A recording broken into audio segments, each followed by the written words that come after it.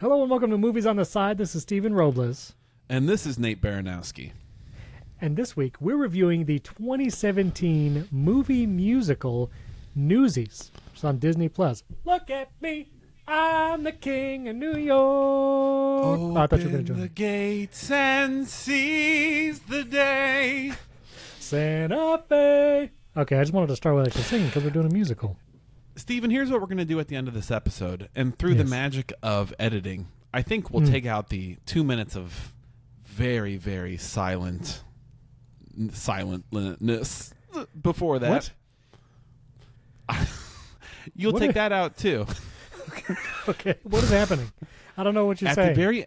Stephen, at the very end of this episode, you don't know it yet, but we are going to rank our top 5 songs from this musical. It's going to take us a few minutes, but through the magic of editing, you'll take out that silence, and we will do a top 5 songs, a callback, hearkening to a simpler time of MOTS when we just did top 5s all the time. Don't work on it now because then you won't be listening to me. No. I just needed to find the album, so I had the songs. You know what I mean? Okay. No, I understand. I don't even know. I understand. Okay. Yes. Let's talk about the movie musical first. Okay. I also have context. I had seen the old Christian Bale Newsies a long time ago. I had seen that Newsies. I remember liking that movie. Okay. I remember that was a movie that would be wheeled into music class in school. Yes. And we were like, the substitute teacher would show Newsies. And I want to say that I probably saw the beginning 30 minutes of this movie many times. 8 times. And I could also very clearly remember the feeling of, I want to be as cool as Christian Bale in this movie. Yes, he was very cool. Jack Kelly, yes. Now, I will say, so I watched this with the entire family. Whitney, the kids, we all watched it over 2 nights. It's amazing because there's actually an intermission. It stops at the end of Act 1. You break. Perfect. Act 2 the next day. This works out great. There were some mixed reactions amongst the family towards this movie. Not a lot of strong reactions. Between those who had the heart of a child and those who had crusty hearts that felt like they were too cool for school? Well, there was one. So we have not done a lot of musicals, like watching a full musical at home. And this is my failure. That is my failure. I'm the problem. It's me. Yeah. Have you been listening to that song a lot? You've quoted it like 3 times. Yeah, exactly. between the bonus episodes. Don't call me out for it, but yes, I have been listening to Hero a lot. I listened to that song on repeat when the first time I heard it. But anyway, there was one of my kids just did not care for the musical. I think the fact that it was a musical and didn't care for this musical. Any guesses as to which child? Just say the first letter of the first I believe it's your name. middle child. That is exactly that's exactly right. He did not care for it. He did not care for it, but everyone else did. And then at least my daughter actually ended up listening to like the soundtrack after we watched the movie, and so she's like singing along and all this kind of stuff. Very fun. So let's talk about the music just for a second. This is a musical. As it goes with musicals, like the 2 lines that I sang at the beginning of this episode is probably all I can remember of like the actual lines. I feel like while the songs are fun, I feel like a lot of the fun comes from choreography and the actual like melodic lines. Aside from Santa Fe, this is not like a heavy re-singable, like random, the song pops into your head kind of musical. Agree or disagree? How do you feel about it? I disagree. Okay. I think there are definitely skippable songs, for sure, as there is in every musical. Sometimes a song just gets you through a scene. I think there are some that can stay with you and can kind of keep you going. Okay. And I have listened to this soundtrack 30 times. Oh, my goodness. Yes. Okay. I mean, I enjoyed Newsies before the Broadway version. Sure. So, yeah, starting with here, I have to stop right here and say, do you know who did the music for Newsies? It was Alan Menken, wasn't it? It's our man. Alan Menken. Alan Menken. He did Aladdin. He did lots of stuff. But yeah, it was the first thing that came up in the credits. There are some overture tones in this musical that, as we've talked about, sometimes Alan Menken just goes, I'm not sure if you're going to notice that this is just the Beauty and the Beast run at the end as we all head to the same note or whatever. Yeah, It worked for me then. I'm going to run this one right back. But still, listen, he's the man for a reason. He's the mankin for a reason. Lin-Manuel and, well, actually, Benj Pasek and Paul, like, they more so. Like, you hear a lot of Greatest Showman and Dear Evan Hansen and, some other things. So you can reuse themes. It's okay. For sure. For sure. Little Especially devices. when it's really good, just like rock it again. Exactly. But I will say, staying on music but then moving to a cast member, Jeremy Jordan as Jack Kelly. Mm-hmm. Absolutely loved him in this role. And I find like he embodied that role. I had wondered where I'd seen him before. Have you ever seen the TV show Smash? It was like several years ago. You never saw it? No, I don't think so. You should go back and watch it. It's actually like it's a TV drama about musical Broadway actors and music. Love that. And musicals. It's actually, the first season was really good, and then, latter seasons not as good. But he was in that show, and that's the only other time I had seen him, and he was good in that show. But this, very good. His singing, acting, I don't know. What do you think of it? Yeah, I thought he was great in it. I think sometimes I would say, to my eyes, to my untrained eyes, seems like he's overacting a bit. But I think that's what kind of musicals are all about. And I think that's the sort of it doesn't translate as well necessarily to the recording because you have to act in a way that the people up in mezzanine 5 can like understand you versus a tight camera shot on you. Exactly. They get tight. They get real tight. I'd like to go to Romance shots. Corner later. I think that was maybe the weakest part of this sort of whole setup. But I would say my star is Ben Fankhauser, Davey, who sings he starts the Seize the Day. I think he is great. I believe him and his little brother. I kind of like his coming into the Newsies. I thought he was great. Okay. Yes, he is good. I'm going to give you somebody I wasn't crazy about in the cast. Joseph Pulitzer, played by Steve Blanchard. Let's listen. It's like a good look. I like the mustache. Good look. All very good. Great look. Looked the part. Every time I saw him trying to seem intimidating or sinister, angry, sinister, it felt very put on and I don't believe this. I don't believe he's this angry. I don't believe he's this mean. We're gonna definitely jump to plot. I have a lot of thoughts on this because I think he is an absolutely forgettable villain along the way. Yeah. And we're not gonna. It's a musical. It kind of doesn't matter that much in some ways about spoilers, but we're gonna say spoilers in here. Along the way. But his songs, he has a song in the beginning that is the most skippable thing. In the 100%.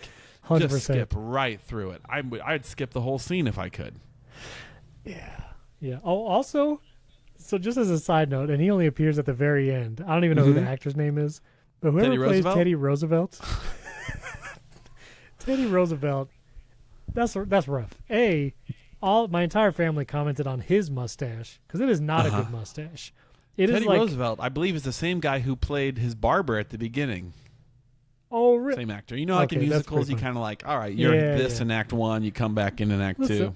When I was in Les Mis, I was the bishop in Act 1, and then I was a revolutionary in Act 2. You got to do what you got to do. You got to do what you got to do. Teddy Roosevelt's fake mustache was the most wiry, glued on, it was too long for the mouth that covered his. It was weird. That was strange. We're going to get to moral of the story later with Teddy coming in, which is somewhat strange. But let's start right here. Newsies, okay? Mm-hmm. The whole setup, kids that are slinging Papes in New York. Right. Not a job that exists anymore. Right, carrying the banner, so to speak. Love the song. I love the set. I love the big scaffolding. The set is very cool. Kind of spin around along the way. They do a lot with a little when it comes to set design in here. Yes. But I want you to tell me, how do you the overall concept of the Newsies as this ragtag group of kids? Did you were you into it, or were you meh. It was a little hard to like care for them as a group. I feel like you got the Crutchy, and he's kind of endearing, and of course you have Jack Kelly, and you're rooting for him. But I didn't get the same feeling that I did watching the old Newsies movie, where it felt like, I think there's a scene in the old Newsies movie where they're in like their bedroom, but it's basically like a bunch of bunk beds, and they're all kind of like ragging on each other, and they're getting ready for the day. Right. And maybe it's because there's literally just kind of two sets for this whole musical. It's like the scaffolding and stairs, and then it's like Pulitzer's office. That's the two sets for the whole like deal. A big table for King of New York. Right, exactly. And so I do feel like from the old movie, I felt more like, oh, these like guys do life together. Like they are literally sleeping in the same room in a bunch of bunk beds. They all like, it just felt a little more camaraderie. I didn't feel that as much in this movie. I was really more focused on the individual characters. Right. I felt like in this recording, which we'll get to our ratings later, but I enjoyed it. Sure. I pictured the Newsies here were just an excuse to show off cool dancing moves. Like, to me, they were like the dancing troupe in it.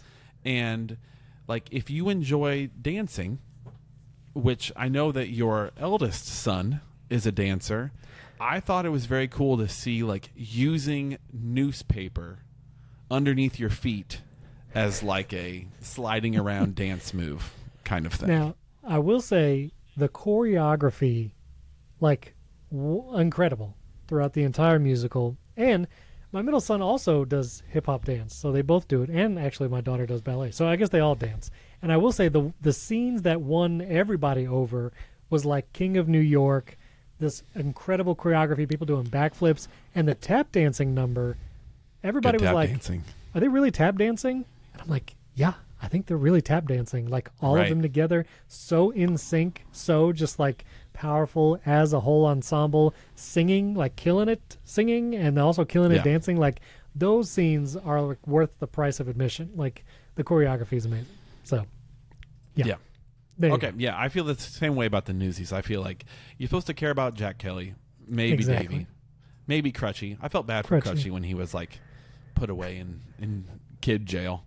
That candle had a lot of wax. There was a lot of wax on the candle filling the book. I was like, someone's going to get burned. A lot of wax. I thought, I thought they were overall good, but mostly I was just there like, all right, you can dance again. Let's get some more dancing and singing. Yeah, let's do some more dancing.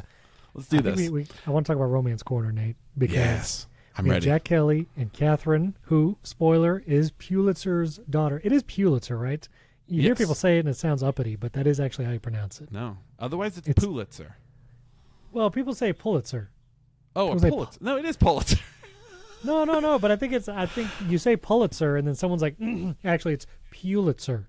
The Pulitzer Prize. I think. How do you say the Pulitzer Prize? Yeah, if you say Pulitzer. How do you say? It's actually Pulitzer. Pulitzer. I'm going to play this Google sound. Let's see. Oh, this is good. Oh, this I'll drink Diet Pulitzer. Coke while we're waiting. Pulitzer. Oh, it's Pulitzer. No, it just said Pulitzer. No, but at some point in time he says, Pulitzer and Hearst, they think we're nothing. Are we nothing? The Newsies mispronounce everything. Right here tends to get mispronounced. Okay, here we go. We're going to watch. Stephen, why don't we just set up a YouTube video with titles of us saying words that are hard to say, and we can just say them however we want, and we get a bajillion views? Why aren't we doing this with our life?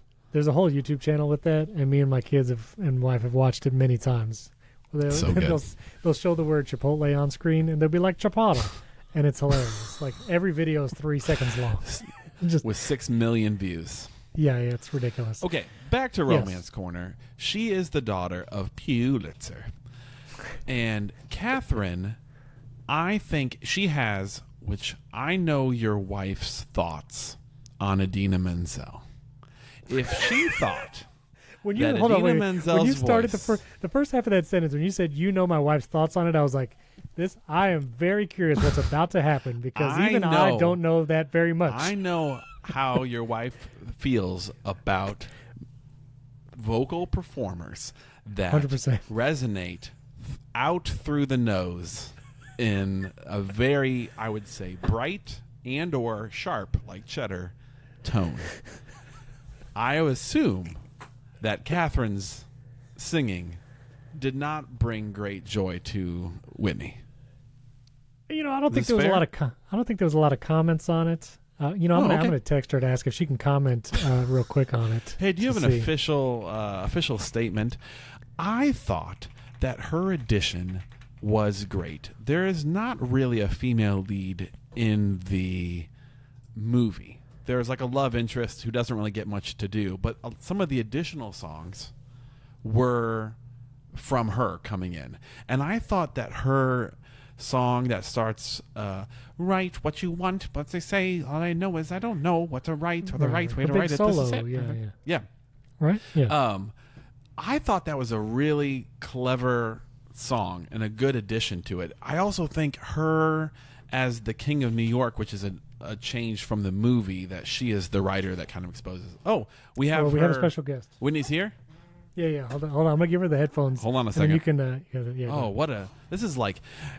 What is going on? And now down to the field. Hold on a second. We have a quick. What are these? We have a beat reporter here. Hold on a second. She's connecting with us now. Oh, it's hot. Please hold. Yes. I don't know how to do this. Yeah, there you go. Whitney. Hello, and welcome to the show. Can you hear me? Testing. Yep. You're on camera. Smile. Awesome. Okay. Now, I have a question for you. We're talking about Newsies. I don't know if you knew that's what this episode is about. But we are talking about Catherine's voice. And I said to Stephen, I know through him how you are not a huge fan of the voice of Idina Menzel due to, I called it brightness, and you may call it shrillness and or nasaliness. Do you remember your thoughts about the female lead in Newsies? Did you also dislike her voice as well? No, I thought she was good. Okay, great. Wonderful. And that's the end of our beat report with Whitney Robles. Thank you for coming today. Do you have any other just 0 out of 5 stars for the movie? Give us your rating while you're here. 3.5. 3 point. Okay, great. That's all I had for you. Awesome. Do you have anything else you want to say about the movie? Sorry, I paused my workout to run over here. Oh, I understand. All right, get back to it. Yeah. Thank you for coming today. You're welcome. Thanks, appreciate it. You're welcome. Your seat's probably a little sweaty now. That's all right. It probably already was. Yep. I can't wait to hear what you actually said there, because I couldn't hear a word you were saying. I think I did most of the talking.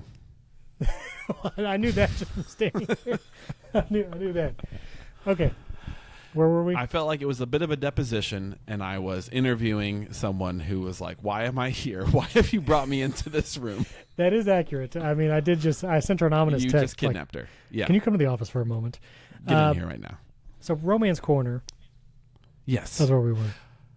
Okay. I think her additional songs are great. I think her tap dancing is great. Amazing. I think the finest part of Romance Corner is so early on in their relationship when she is reviewing the vaudeville show with a song that is half skippable called That's Rich by the Meadowlarkin, Miss Meadowlarkin. But after that, she's up there reviewing it, and he sings the I never asked for moonlight. Yeah. Love at first sight's for suckers. At least it used to be. Girls are nice once. I thought that was a really good song because he kind of sings to her while she's watching the show as he's sketching her in his booklet. Yes. Yeah. I thought that was a really nice moment between them. It was a really nice moment, and also the effects of like the screen behind them. I thought that was a cool set piece. As it's coming together. As it's coming together, I thought that was very good. I thought that was pretty good. Yeah, go ahead. I didn't feel like super attracted chemistry between Jack Kelly and her. Like it just wasn't like I kind of believe. I didn't really believe it. Like it felt too. I don't know. They didn't really like each other. It felt like people who had maybe.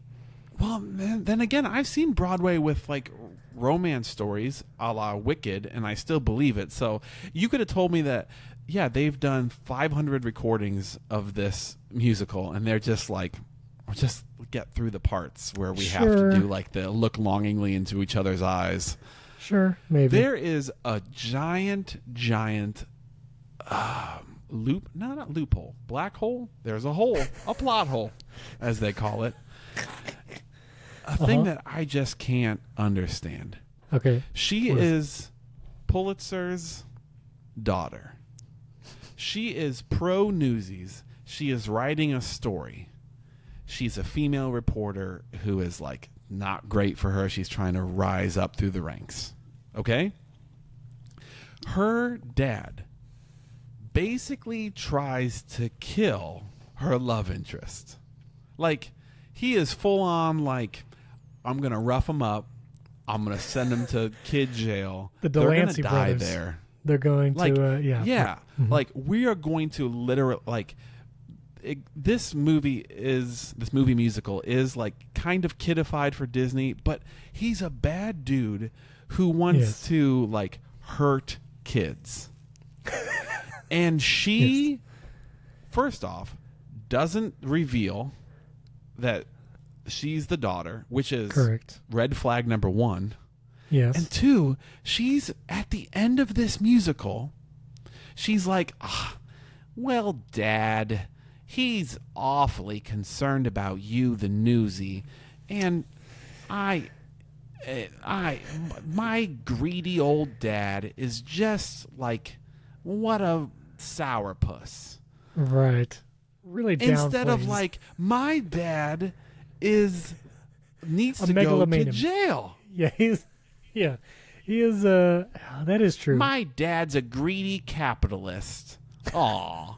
And then like, yeah. and then she's like, well, but I'm on your side, which we'll get to the ending here in a little bit. But I thought that was so like, I don't care how much chemistry you do or say you have or how much you're into each other.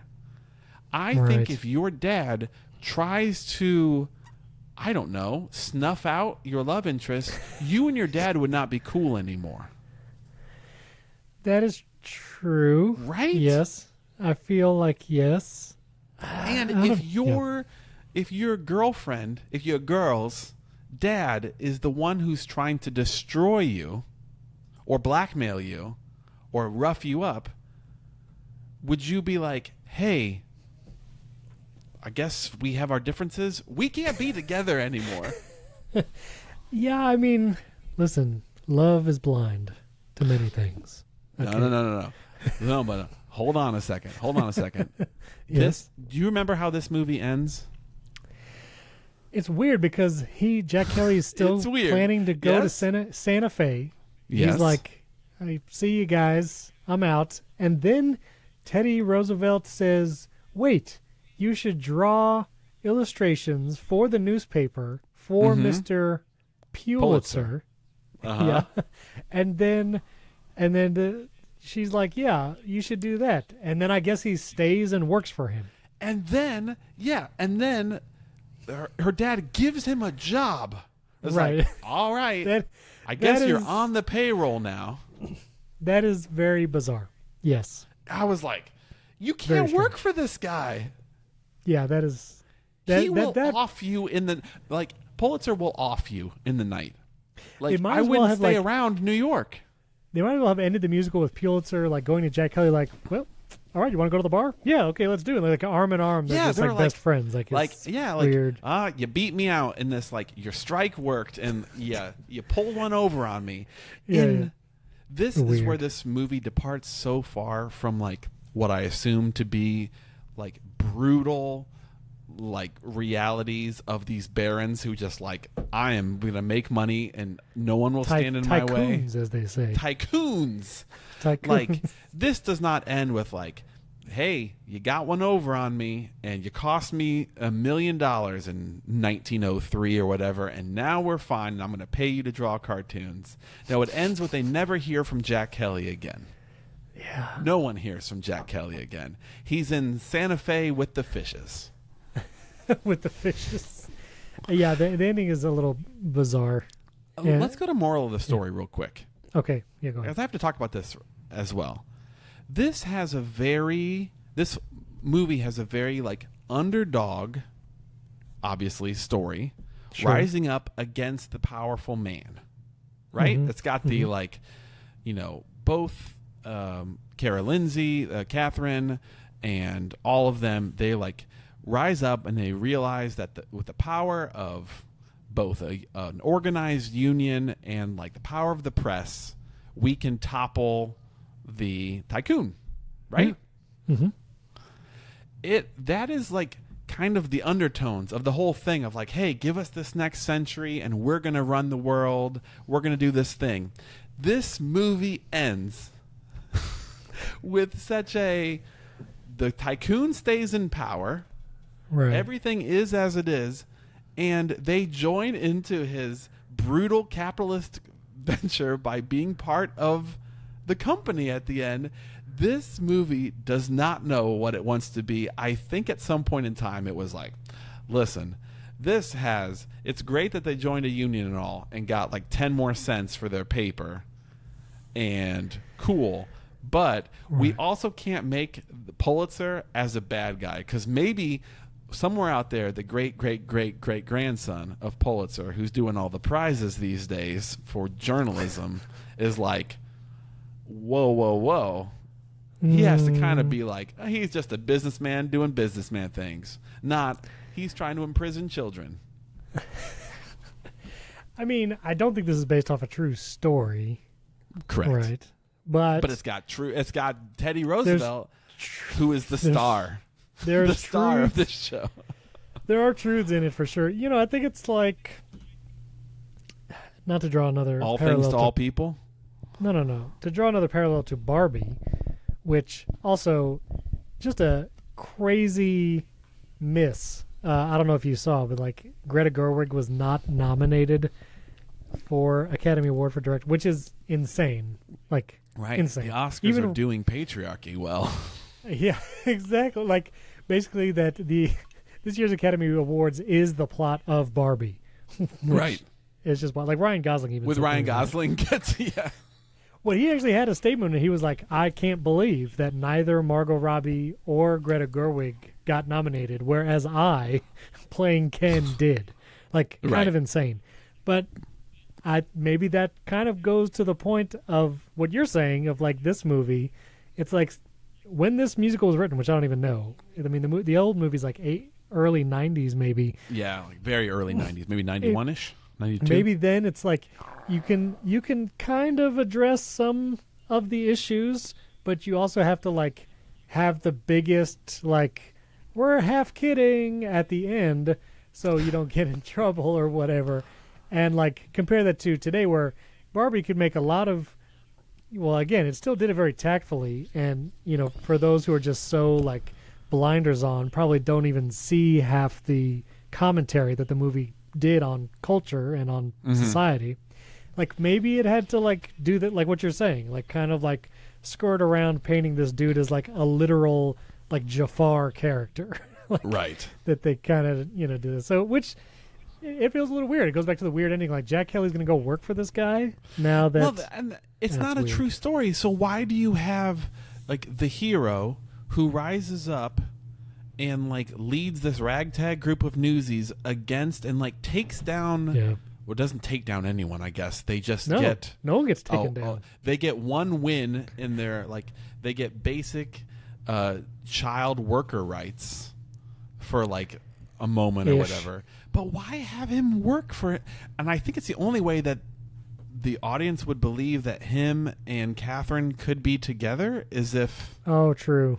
But the dad I don't know. Cannot be okay with his daughter continuing to be with the person that gave him such terrible press.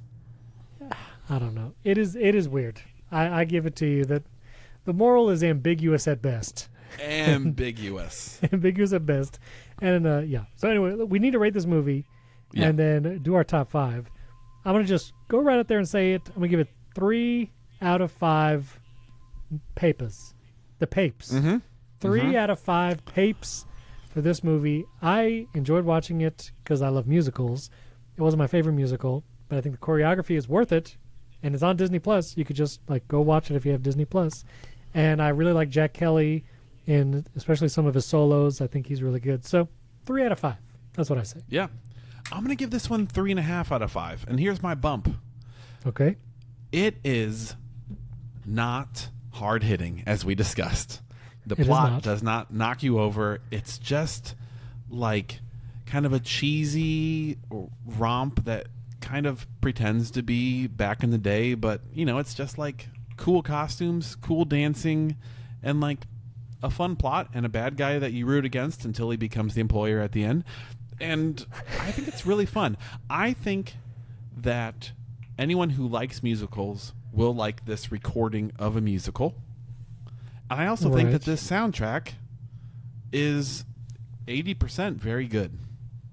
Like it's a good listen, 80%. Like a front to back listen with I think I probably skipped 2 or 3 along the way.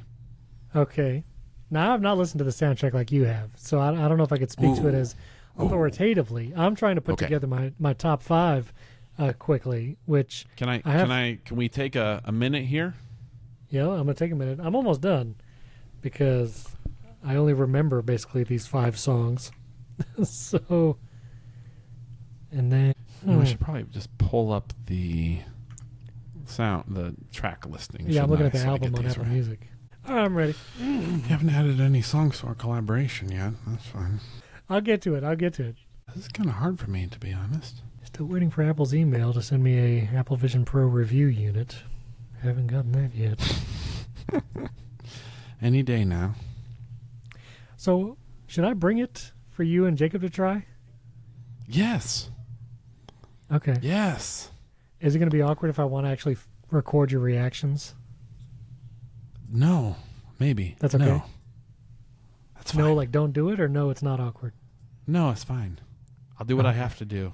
If it's the toll I have to pay. Sounded like you were starting a song there.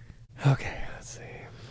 Something to believe in for even a night. Are you going to be finishing this today? I'm just curious.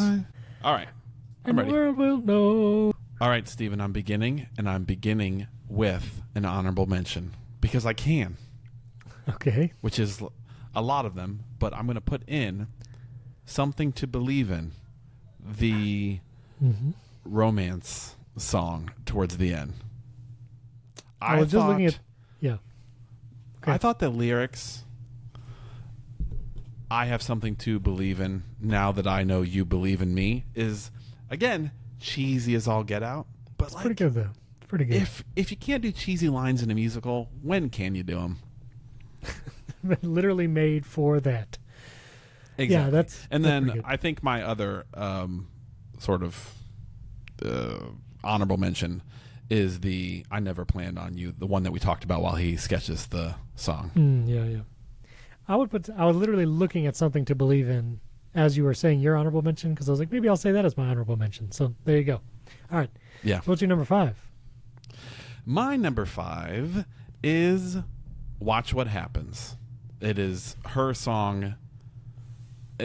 She has this bubbliness to her that I like in musicals when a character, you feel like they have so much emotion inside of them that they can't help but sing. It's like a believable, she starts off kind of fast talking and then belts it towards the end. And I'm a sucker for that. So number 5. She does come across as that way, and it is really fun that she's just it's coming out of her. My number 5, I have to say this because this is where I'm originally from, which is Brooklyn's Here. And so that is my number 5. Yes. Yes. That's very good. That's a very good song. Didn't make my top 5, but very good. I'm going to say King of New York as the next one. And I'm going to say it is good on the soundtrack. Not as good because you can't see the tap dancing, but you can hear it along the way. And it's just got a doom ba doom boom boom boom doom boom boom ba doom ba doom boom. And that kind of bouncy riff in there is very fun. Number 4. My number 4 is The World Will Know, which is the anthem of the Newsboys and all that. It's fun, good. It's a good anthem. It's fun. All right. I'm going to go with Santa Fe as my third one. Number 3.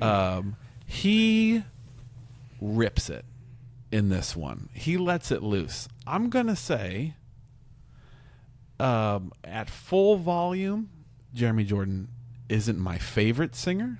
At full, like, about to cry, filled with emotion singer. But I think it's just, in general, it's a solid song. It was a solid song when Christian Bale did it, too. And I'm not even sure if he's the one who sang that one or if he got dubbed. I don't even know. My number 3 is Seize the Day, the iconic song. It's got to be in there. Not my favorite from this musical performance, but it's iconic. Seize the Day. Right. I'm going to go for my number 2, And the World Will Know.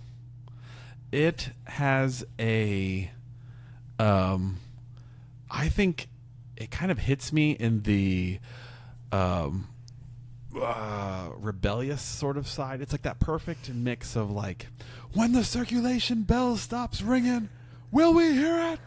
And then like the line, Pulitzer may own the world, but he don't own us. And the whole choir comes in. Yeah, that's I think good. it's got a almost a PG level riotousness that if you're an angsty teenager like I was when I first heard it, it resonated. Yeah. And I guess it works. Now it still does. No, that's good. My number 2 is King of New York because I think it's memorable. Like the tune is actually sticks in my head. And the tap dancing, well, I know it's not necessarily something you hear or, it's not part of like the singing. I don't know. It's just another great anthem. And as an ensemble number, a lot of the lines going back and forth, I think it's really good. That's my number 2. But what's your number 1? Yep. I'm going to go Seize the Day. It's iconic for a reason. It starts off, it's also a great kind of karaoke beginning. If you ever wanted to like delve into the, starting with the, open the gates and seize the day.